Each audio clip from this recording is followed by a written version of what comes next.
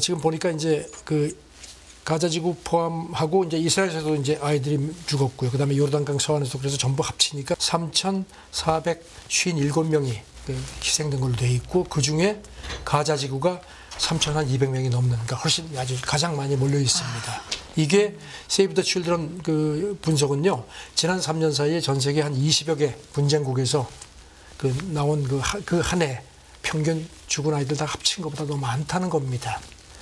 참 이렇게 전해드리니까 저도 참 가슴이 먹먹하네요. 그다음에 어린아이 부상자도 한 6,400명 정도. 그리고 더 심각한 문제는 아시다시피 지금 가자지고 있는 병원이 뭐 거의 가동 중단, 연료도 없고 하니까 아이들이 부상을 다쳐서 가도 치료를 하는 게 마땅치가 않아서 어린아이 희생자가 훨씬 더 커질 것 같다는 그런 경고도 나왔습니다.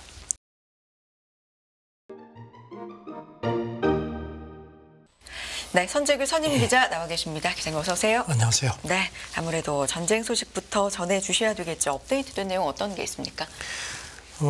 지금 뭐 이스라엘 군이 완전히 뭐 이제 지상전을 아주 본격화하는 모습이 역력하고요. 네. 이런 가운데 지금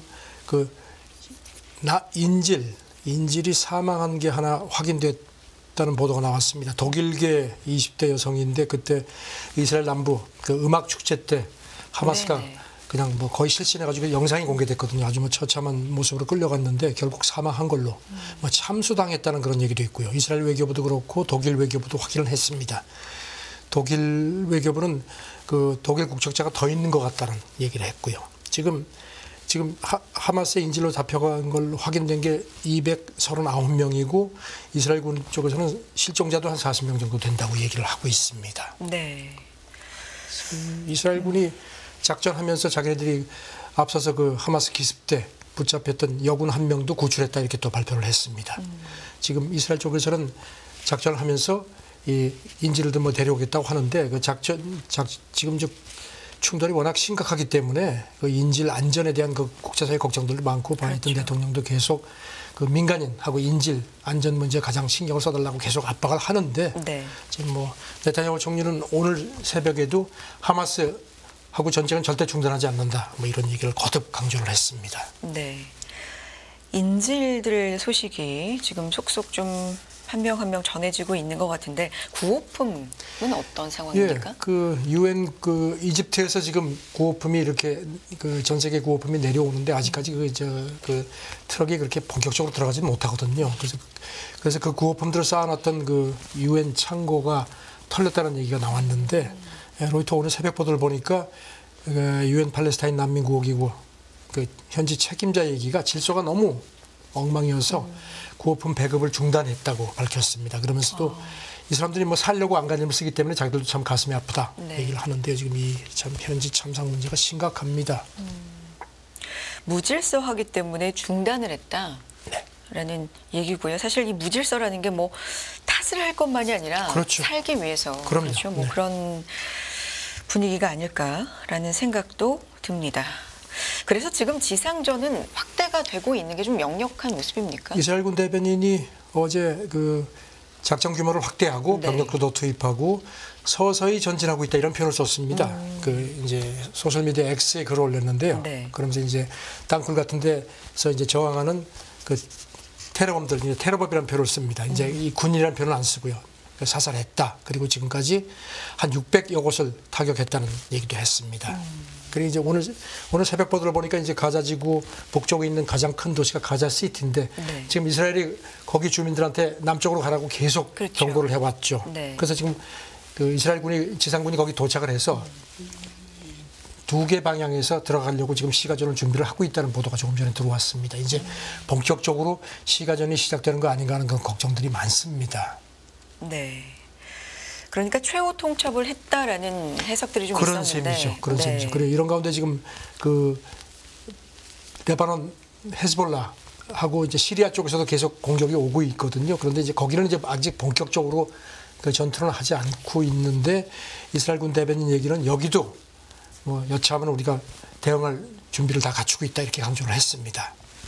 그러면서 이제 인질 문제에 대해서 이스라엘군 대변인 얘기는 전 세계가 책임져야 한다. 또 이렇게 슬그머니 좀 자기들 그 어떤 그 부담을 좀 줄이려는 그런 발언도 했습니다. 전 전 세계가 책임져야 된다. 네, 그런 얘기를 했는데 이게 어떤 의미로 이런 얘기를 했는지 조금 좀 외신들이 어떤 반응을 보이는지 한번 체크를 해보겠습니다. 네.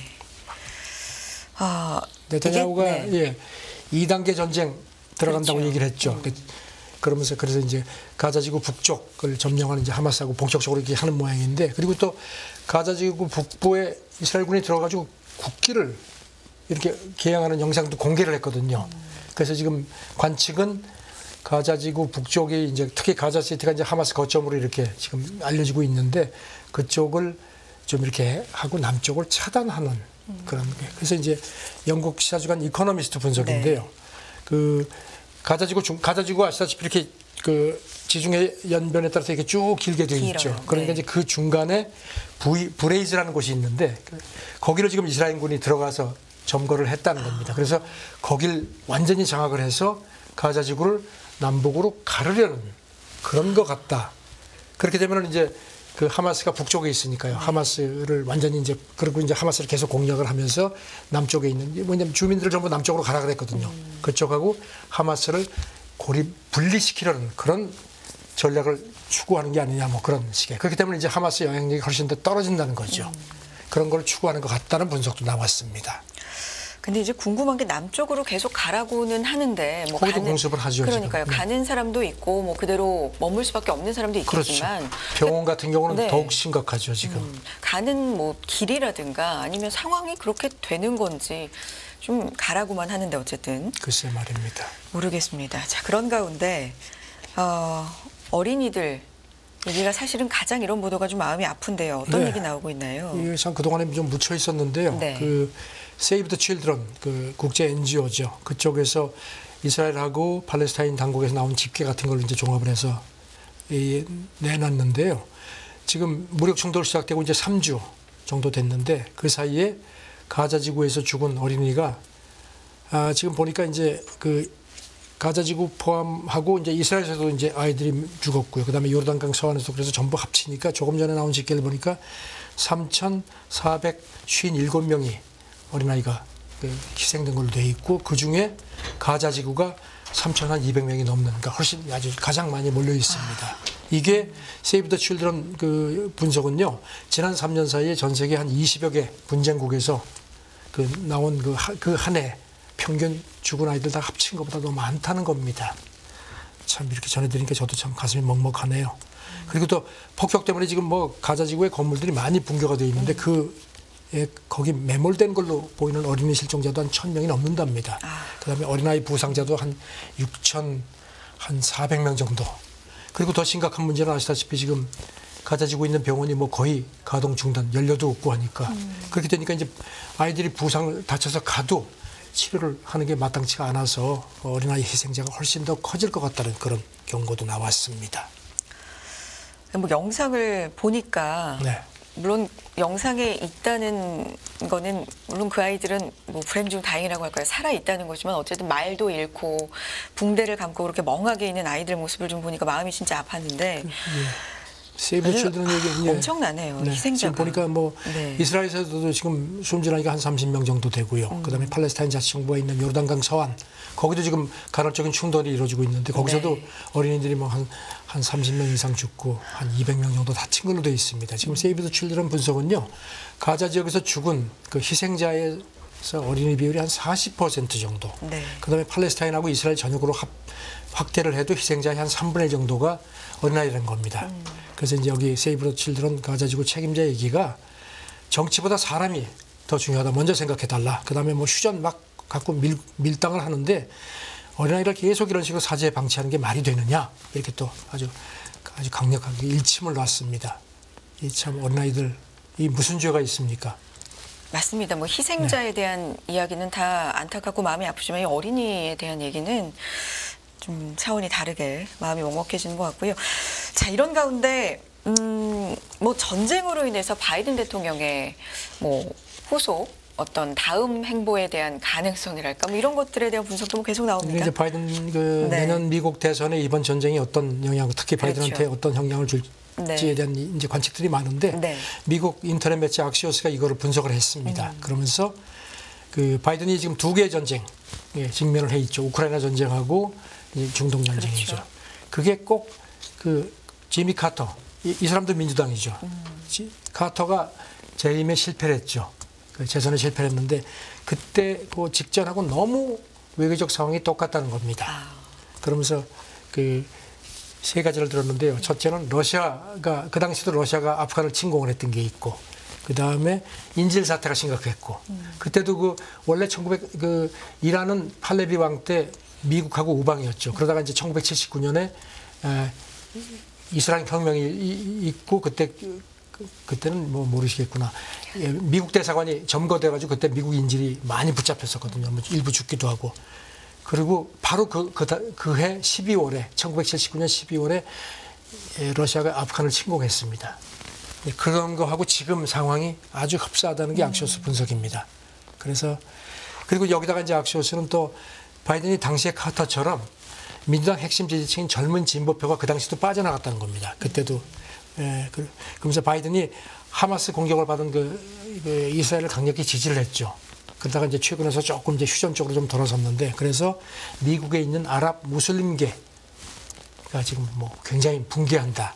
지난번에 말씀드렸고요. 네. 그래서 이제 그런 특히 젊은 진보층들이 민주당, 아무래도 그쪽은 이제 공화당보다는 민주당 쪽인데 굉장히 실망해서 지금 표가 빠져나갈 거다. 그래서 갤럽이 가장 최근 조사, 지난 27일 발표한 최신 여론조사를 보니까 바이든 지지율이 37%로 또 바닥을 쳤습니다. 그리고 또 트럼프하고 가상 양자 대결에서도 한때는 비등비등했는데 또 쳐지는 걸로 그렇게 조사가 됐다는 겁니다. 네. 민주당 내부에서도 오늘 새벽 보도를 보니까 경각심이 크다는 겁니다. 그리고 또 민주당 내부에서도 지금 뭐 바이든이 제대로 하는 거냐 불만도 많고, 특히 지금 새로 미국 하원의장 된 그 공화당 사람이 그 바이든이 원래 우크라이나 뭐 이런 그 이스라엘 다 합쳐서 그 한 1,000억 달러 이상의 그 지원을 예산에다가 이제 내년 예산에 반영해 달라고 했는데 이 사람이 이스라엘만 하겠다고 했거든요. 이것도 지금 바이든한테 굉장히 난감한 상황이 됐다. 그러니까 바이든이 지금 전쟁에 더 깊게 들어가는 것 같다는 분석입니다. 좀 여러 가지로 재선을 위한 어떤 행보의 그 환경들이 좀 좋지 않다. 그렇죠. 악재가 좀 많다라는 얘기인 것 같습니다. 됐습니다. 그래서 카터 대통령이 재선에 실패했을 때 뭔가 그 분위기와 흡사하다. 그리고 바로 그 레이건이 네. 공화당 레이건이 그 당선이 됐죠. 네. 그런가 하면 네타냐후의 정치 생명도 흔들한다라는 분석도 있습니다. 월스트리트저널 분석입니다. 이 사람 지금 뭐 역대 1996년부터 세 차례 걸쳐서 총리가 돼서 지금 현재 16년째 재임해서 그야말로 관례의 화신이라고 했는데, 그리고 이제 자기가 하마스에 대해서 굉장히 강성 이미지, 특히 지금 이스라엘 연립정부는 아주 극우로 분류가 되죠. 그런데 이번 전쟁 때문에 네타냐후 정치 생명도 끝난 것 같다는 분석이 나온다는 겁니다. 네. 왜냐하면 뭐 짐작하시겠지만 지난 그 7일 하마스한테 기습당했죠. 그렇죠. 그래가지고 이게 완전히 그냥 그야말로 허를 찔렀죠. 그리고 또 이 네타냐후가 또 그거를 나는 잘 보고도 안 받았다. 군하고 뭐 정보 당국이 잘못한 것 같다고 글을 올렸다가 막상 엄청 두드려 맞으니까 또 글을 내리고 또 사과했죠. 네. 이미 뭐 물 건너갔다는 얘기고요. 지금 뭐 전쟁에 설사 이겨도 과연 그다음에 납치 인질 문제도 지금 그렇고요. 이겨도 이미 정치 생명은 끝난 게 아니냐는 그런 분석이 나온다고 하면서 지금 저널이 전한 걸 보니까 가장 최근 이스라엘 여론조사에서도 응답자의 80% 정도가 네타냐후 책임을 물어야 한다 이렇게 답한 걸로 돼 있고요. 그리고 지금 당장 이스라엘에서 선거가 실시되면은 이제 집권 그러니까 연정을 이끄는 게 리쿠드 당인데 여기 소속인데 의석 감소로 총리직에서 쫓겨날 것 같다는 걸로 나타났습니다. 네. 그러니까 일단은 뭐 기습을 그렇게 당한 것 자체가 사상 최악의 안보라는 평가를 받는데 네. 게다가 초반에 이제 책임을 좀 군이나 이렇게 돌렸던 것 자체가 좀 누워서 침뱉기였다. 그래서 이제 얼마 전에 그 이스라엘 그 집단 농장 키부스를 방문했는데 주민들이 뭐 사진 찍으러 왔어요? 이런 식으로 불만을 터뜨렸다는 겁니다. 그리고 또 심지어는 네타냐후도 이스라엘은 다 군복무를 하니까요. 과거에 그 군 최정예 특수부대 근무를 했는데 거기가 이제 자기 이제 했던 거예요. 거길 가니까 사병들 일부가 이제 옛날 총리가 오니까 이제 일어나서 경의를 표해야 되는데 의자에 앉아가지고 딴전을 피웠다는 겁니다. 그러니까 이건 완전히 어떻게 보면 학명이죠. 그 정도로 지금 반감이 크다는 겁니다. 그래서 그렇군요. 지금 그리고 이제 여기 대해서 이스라엘 그 싱크탱크 책임자 얘기가 이스라엘 안보당국이 그동안에 하마스를 좀 희생시켜서 팔레스타인 자치정부에 힘을 좀 실어줘라. 그게 궁극적인 방법이라고 했는데 네타냐후가 말을 안 들었다는 겁니다. 그래서 자기가 그런 그 정책 판단도 실패한 거다. 그래서 이제 미국 싱크탱크 이스라엘 전문가 얘기가 이번 전쟁에 어떻게든지 이겨가지고 자기 정치 능력을 연장하려고 할 텐데 이 사람 지적은 그럴수록 그의 위상은 더욱 추접해질 거다. 이렇게까지 원색적으로 지적을 했습니다. 네. 뭐 지도자들의 면면이 좀 더 보일 수도 있는 것 같고요. 이런 전쟁으로 인해서 다음 행보에 있어서 좀 악재가 되는 측면들도 있다라는 분석도 많고, 뭐 여기서 어떤 사람이 좀 더 잘 헤쳐나가느냐 이건 더 그리고 뭐 계속 그런 얘기 나오지 않습니까? 네. 지금 뭐 전쟁 뭐 하고 나서 그 다음 어떻게 할 거냐에 그렇죠. 대한 그런 그 출구 전략이 전혀 없다는 겁니다. 네. 그래서 미국도 그게 상당히 불만이라는 얘기 몇 차례 말씀드렸고요. 자, 이런 가운데 이제 이스라엘 경제 얘기가 좀 나오는데 생각보다는 잘 버틴다, 견고하다라는 얘기가 있는가 하면 금융, 실물 여파가 좀 가중되고 있다라는 얘기도 나오는데요. 지금 어떤 상황입니까? 전쟁에서 뭐 당장 저는 전쟁에서 네. 뭐 술에 장사 없다고 하듯이요. 전쟁에서 장사가 없죠. 블룸버그가 분석을 했는데 그저께 네. 기준으로 했는데요. 이스라엘 증시 TA35 지수죠. 그 계산 직전이 이제 지난 5일 종가 대비 한 11% 정도 빠진 걸로 돼 있고요. 달러 기준으로 시총이 우리 돈으로 한 34조 원 정도 증발을 한 걸로 돼 있습니다. 네. 그 이스라엘 세큐라 가치는 뭐 물론 2012년 이후 최저로 달러에 비해서 떨어졌고요. 그다음에 이제 예비군을 35만 명 동원했기 때문에 이게 지금 이스라엘 전체 노동력의 한 8%. 그리고 또 전쟁 탓에 지금 이스라엘에서도 피난민이 한 12만 명 정도가 있어서 그러니까 이제 인력이 달린다는 겁니다. 그래서 그 얼마 전에 그 개전 2주 시점쯤에 조사를 해보니까 이스라엘 제조업 가운데 12%만 풀 가동되는 걸로 그렇게 나타났다는 겁니다. 그리고 이제 건설 문제도 심각한데 왜냐하면은 건설 현장의 대부분의 노동자들이 요르단강 서안에 있는 팔레스타인 사람이라는 겁니다. 그러니까 이제 그게 지금 이제 끊긴 상태가 됐고요. 네. 이스라엘 같은 경우는 세입의 한 6%를 건설 부동산 부분이 차지를 하는데 이제 이렇게 되면 이제 세입이 주는 거죠. 재정 운영에도 어려움이 있고 주택값도 뛸 수 있는 요인이라는 얘기가 나온다는 겁니다. 네. 지금 소비 같은 경우는 GDP 한 절반가량인데 지금 특히 개인 소비가 올해 들어서 그동안의 평균에 비해서 한 3분의 1 정도 줄은 걸로 그렇게 조사가 됐고요. 전쟁을 하는 나라가 경제가 좋다는 건 사실 뭐 말이 안 될 테지만 미국은 이제 대리전을 하니까요. 네. 미국은 방산이 좋으니까 미국 경제는 지금 잘 움직이지 않습니까? 또 수혜를 받는 업종도 있고. JP모건 네. 분석인데 지금 이제 현재 4분기 성장률이 전분기에 비해서 연율로 한 11% 정도 위축될 걸로 봤습니다. 네. 애초 관측은 1.5% 정도 줄어들 것 같은데 뭐 엄청나게 지금 마이너스 폭이 커질 걸로 관측이 됐고요. 네. 올해 성장률 전망치도 처음에 한 3.2% 플러스 성장을 봤던 걸 2.5%로 낮췄습니다. 3대 신용평가사들도 지금 이스라엘 등급 하향 깎을 수 있다고 경고를 한 상태고요. 네.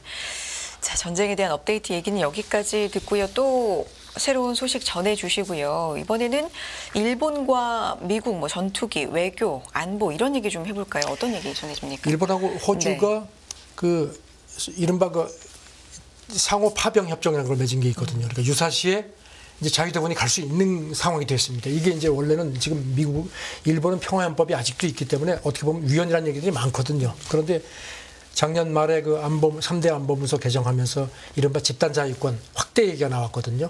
지금은 이 미국이 이제 미국하고 일본은 이제 상호 방위 협정이 있으니까 미군이 만약에 뭐 이렇게 공격받는 경우는 일본이 이렇게 해서 집단 자유권 같은 행사에서 해외 파병이 가능하다는 얘기가 있거든요. 일본 내에서 물론 위헌이라는 시비도 많습니다. 그런데 거기서 한 발 더 나아가서 네. 호주에 물론 순회 파견이라는 형식이지만 그 자위대 전투기를 이렇게 몇 달씩 이렇게 배치하는 걸 지금 검토를 하는 모양입니다. 아사히 보도입니다. 어제 네. 보도를 했는데 이게 이제 나토에 좀 더 좀 일본이 좀 이렇게 더 그러니까 결국은 중국 경제입니다. 그러니까 이제 일본 내에서도 이거는 위헌이다. 지금 뭐 자위대 전투기를 해외에 상주시킨다는 거 이게 전대미문이라는 비판도 있고요.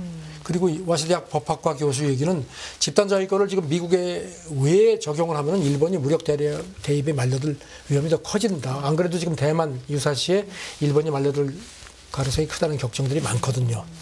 그래서 이렇게 군사협력 확대 문제는 의회에서 철저하게 논의할 필요가 있다고 강조를 했고요. 네. 그리고 집단 자위권 자체가 위헌이라는 지적도 많습니다. 네. 여기 대해서 일본 방위성은 자위대가 호주에 상주하는 게 아니고 훈련을 위해서 이동하는 거라고 지금 주장을 하는데 지금 뭐 일본에서도 굉장히 걱정하는 목소리들이 많습니다. 근데 이게 처음 나온 얘기가 아니라 뭐 8월, 9월에도 그렇고 전투기 합동훈련 이런 게 합동훈련을 좀- 했죠. 네. 근데 이제는 이제 그걸 넘어서서 이제 상주 배치를 한다는 게 이제 문제인 거죠. 단계 레벨이 아예 물론 좀 다른 뭐 일본 거군요. 방위성에서는 그렇지 않다고 하는데 네. 지금 그렇죠. 그러니까 훈련하고 가서 몇 달씩 가 있는 건 얘기가 다른 거죠. 그렇죠. 그렇군요. 관련돼서 또 전해주실 게 있습니까?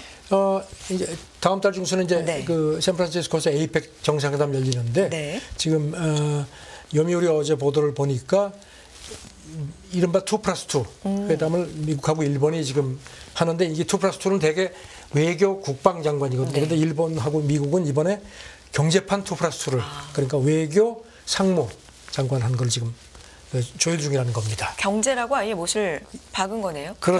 경제판 그래가지고 이제 2+2. 여기서 네. 뭐 요미우리 보도는 뭐 첨단 반도체, AI, 뭐 첨단 기술 협력, 경제 안보 이런 거 짐작하시겠죠. 전부 일본, 중국을 겨냥한 겁니다. 네. 그래서 지금 미국 같은 경우도요. 지금 에이펙 기간에 시진핑 바이든 그 정상회담 가능성이 높죠. 그렇게 하면서 미국하고 일본이 이렇게 또 경제판 2+2도 하면서 중국에 대해서 봤지. 우리 이렇게 이런 거 좀 과시하려는 측면도 있는 것 같다는 게 요미우리 분석입니다. 네. 뭐 전투기도 그렇고 경제판 2+2. 일단 핵심은 중국 겨냥이다. 예. 속내는. 네. 다음 얘기 해봅니다. GM도 노사 협상안 잠정 타결. 이 얘기도 굉장히 중요한 뉴스입니다. 어젯밤에 네. 포드는 이미 네. 이제 잠정 합의했고요. 그다음에 이제 스텔란티스도 잠정 합의를 했는데 GM은 안 하고 오히려 GM은 파업을 확대를 했었거든요. 그래서 제가 저도 어제 보면서 이제 반쪽의 파업 종료라고 생각을 했는데 오늘 새벽에 보니까 상황이 확 달라졌습니다. 결국은 GM도 손을 들었네요. 그래서 지금 3사가 물론 이제 잠정 합의니까 노조 이제 투표가 있지만 뭐 사실상 타결된 겁니다. 사실상 그러면 얼마 정도 만에 타결이죠? UAE. 9월 15일부터 네네. 시작됐으니까 오늘이 그러니까 한 달 보름인가요? 뭐 사상 첫 빅3 동시 파업이고 그러니까요. 사상 최장 파업이죠. UAW 파업이 6주 만에 예. 막을 내리게 된 지금 거고요. 보니까 뭐 이번에 그 GM 잠정 합의 조건은 아직까지 공개되지 않았는데 네. 앞서 두 회사의 경우는 일반 임금 25% 인상에다가 이제 물가 올라가면은 거기 반영하는 식으로 해서 그렇게 돼 있고요. 아마 비슷할 것 같다는 관측입니다. 네. 바이든한테 모처럼 벌가운 소식이 하나 나왔는데 아직 바이든이 뭐라고 얘기를 안 했는데 지난번에 그 포드 파업 그 현장까지 갔었죠. 그때도 여러분이 원하는 만큼 봉급을 인상해야 한다는 얘기를 했는데 바이든이 참 계속 두드려 맞다가 이제 오늘 새벽에 네. 반가운 소식 하나 이제 거기는 오후죠. 네. 저녁은 좀 조금 맛있게 먹을 것 같습니다. 이 얘기는 유산암님 연결 통해서 조금 더 네. 자세하게 말씀을 해주실 것 같고요. 마지막으로 짧게 리커창 총리 지난 토요일 날 사망한 걸로 되고 급소죠. 맞습니다. 근데 네. 지금 중국 지도부가 되게 이렇게 뭐 부고 같은 것도 한 10시간 만에 나왔고요. 그다음에 장례식을 치러야 되는데 네. 얘기가 없습니다. 아직까지. 지금 리커창이 그동안에 시진핑한테 굉장히 쓴소리 많이 했죠. 그래가지고 이게 또 잘못돼가지고 뭔가 좀 이렇게 뭐 또 좀 반 시진핑 뭔가로 이어질까봐 전전긍긍하는 모양입니다. 인터넷에 막 뜨니까 딱 끊었습니다. 그런데 지금 중국 언론이 오늘 새벽에 보도하는 걸 보니까 이제 중국 쪽 얘기가 11월 3일 날 장례식을 좀 조용하게 치르는 모양입니다. 왜냐하면 에이펙 정상회담 앞두고 내부적으로 이렇게 흔들리는 거 보이지 않으려고 하는 모양인데 인터넷에 그래도 뭐가 좀 이렇게 돌아다니는 모양인데 이렇게 참 시진핑의 그 절대 통치에 대한 어떤 불만, 특히 중국이 지금 경제가 좋지가 않으니까 네. 그런 불만들도 겹치니까 베이징 당국이 상당히 긴장하는 모습이라는 분석입니다. 뭐 워낙 국민이 많으니까 여러 가지 의견이 있겠지만 보도 보면은 국민들은 추도도 많이 하고 애도도 많이 하고 좀 그리워하는 모습도 이 좀 사람이 보이는 것 그 같은데. 평소에 네. 이런 얘기를 했습니다. 양쯔강 황허는 거꾸로 흐를 수 없다. 사람이 하는 일을 하늘이 보고 있다. 이게 다 시진핑 들으라고 한 얘기거든요. 그렇습니다. 자, 여기까지 국제뉴스 듣겠습니다. 선재규 선임 기자 함께했습니다. 고맙습니다. 네, 감사합니다.